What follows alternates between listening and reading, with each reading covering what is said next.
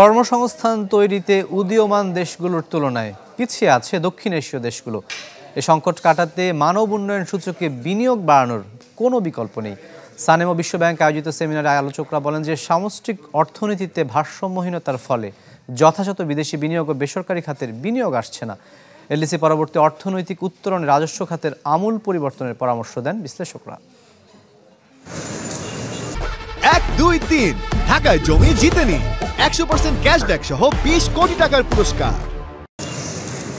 অর্থনৈতিক উন্নয়নের বিচারে গেল 1.5 দশক ধরে বাংলাদেশ সামনের কাতারে থাকলেও বড় সংকট এখন কর্মসংস্থান।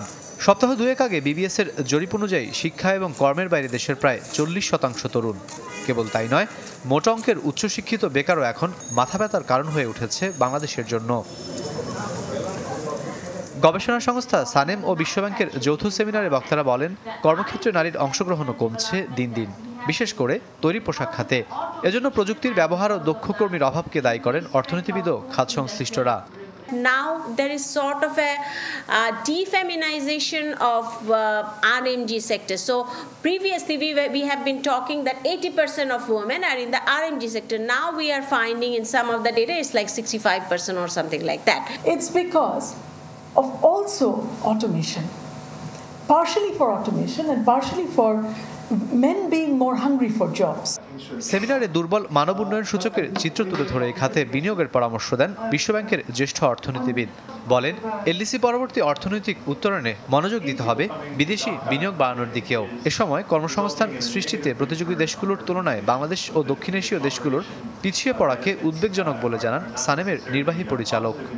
How to invest both in the management capacity of those firms and also how to better tie vocational training and some of the tertiary education to make sure that there's a better bridge from schooling into the workforce. We need to find new ways to bring foreign direct investment into Bangladesh. Private sector investment growth South Asia খুব encouraging না।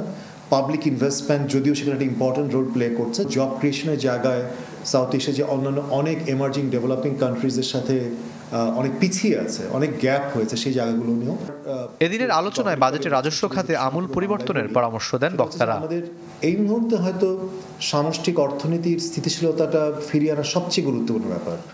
রাকিব আল Jabed, channel 24, Dhaka.